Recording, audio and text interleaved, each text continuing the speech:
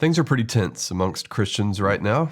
We're in a season where evil has to be confronted, and a lot of people don't like it.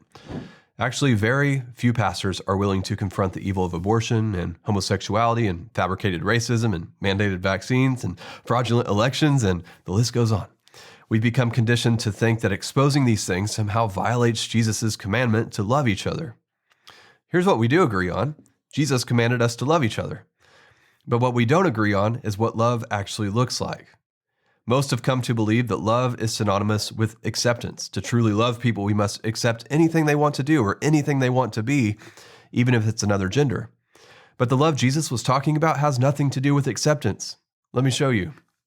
John 13:34, a new commandment I give you, that you love one another as I have loved you, that you also love one another. So how are we supposed to love each other? Well, as Jesus loved the disciples. So to find out what love is supposed to look like, we must examine how Jesus loved the disciples. I don't recall Jesus being politically correct. Actually, he said some pretty harsh things.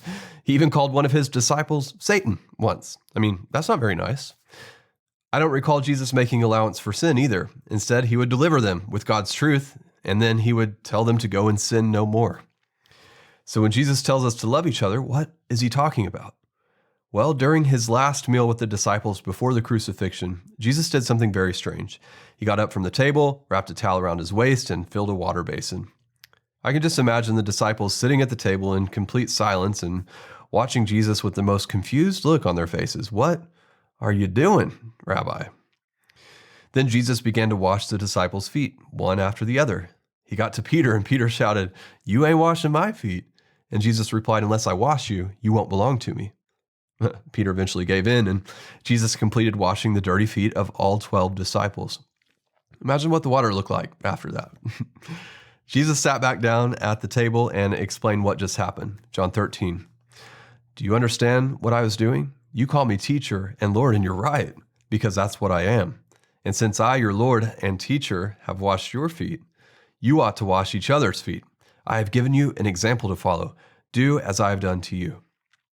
So we just read the scripture earlier about when Jesus gave us a new commandment, to love each other as he loved the disciples. Are you surprised to know that that verse comes right after this story about Jesus washing the disciples' feet? When he said to love each other as he had loved the disciples, he was talking about the example that he just gave us by washing the disciples' feet. In other words, love is not acceptance. Love is serving others. And get this, Jesus even washed Judas's feet. We're talking about the disciple who later betrayed Jesus by turning him in to be crucified. So love is serving others even when they don't deserve it. Christians are really struggling to understand what love really is. So I wrote a book about it called Jesus Ain't Woke. I'd love to send you a signed copy. Order yours now at jesusaintwoke.com. Also, go ahead and hit the like button because that'll help this video get out to everybody who needs it. Hit that like button. And before you go, I want to make sure that we're clear on what Jesus did for you. Jesus gave his life, not just to forgive you, but to free you from sin.